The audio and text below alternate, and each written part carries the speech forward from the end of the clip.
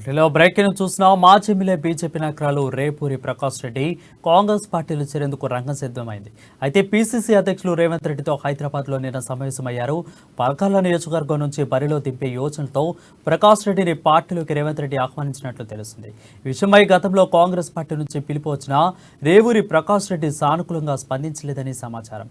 TDP పార్టీతో తన రాజకీయ ఆరంగేట్రం చేసిన రేపూరి నర్సంపేట నియోజకవర్గం నుంచి 1994, 1999, 2009లో 3 సార్లు ఎమ్మెల్యేగా గెలుపొందారు.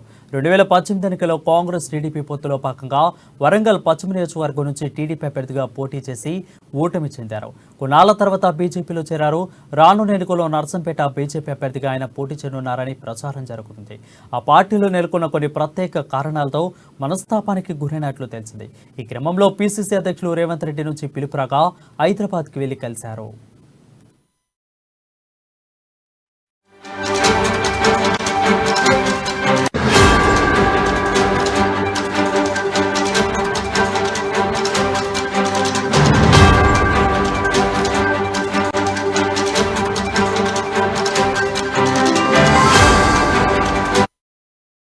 బ్రేకింగ్ న్యూస్ చూసిన మాజీ ఎమ్మెల్యే బీజేపీ నాయకుడు రేపూరి ప్రకాష్ రెడ్డి కాంగ్రెస్ పార్టీలో చేరేందుకు రంగం సిద్ధమైంది.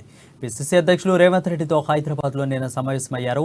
పరకాల నియోజకవర్గం నుంచి బరిలో దింపే యోచనతో ప్రకాష్ రెడ్డిని పార్టీలోకి రేవంత్ రెడ్డి ఆహ్వానించినట్లు తెలుస్తుంది. ఈ విషయమై గతంలో కాంగ్రెస్ పార్టీ నుంచి పిలుపు వచ్చినా రేపూరి ప్రకాష్ రెడ్డి సానుకూలంగా స్పందించలేదని సమాచారం. టీడీపీ పార్టీతో తన రాజకీయ ఆరంగేట్రం చేసిన రేపూరి నర్సంపేట నియోజకవర్గం నుండి 1994, 1999, 2009లో 3 సార్లు ఎమ్మెల్యేగా గెలుపొందారు. 2018 ఎన్నికల్లో కాంగ్రెస్ టీడీపీ పొత్తులతో భాగంగా వరంగల్ పశ్చిమ నియోజకవర్గం నుంచి టీడీపీ అభ్యర్థిగా పోటీ చేసి ఓటమి చెందారు. కొన్నాళ్ల తర్వాత బీజేపీలో చేరారు. రానున్న ఎన్నికల్లో నర్సంపేట బీజేపీ అభ్యర్థిగా ఆయన పోటీ చేయనున్నారని ప్రచారం కూడా జరుగుతుంది. ఆ పార్టీలో నెలకొన్న కొన్ని ప్రత్యేక కారణాలతో మనస్తాపానికి గురైనట్లు తెలిసింది. ఈ క్రమంలో పీసీసీ అధ్యక్షులు రేవంత్ రెడ్డి నుంచి పిలుపు రాగా హైదరాబాద్కి వెళ్లి ఆయనను కలిశారు.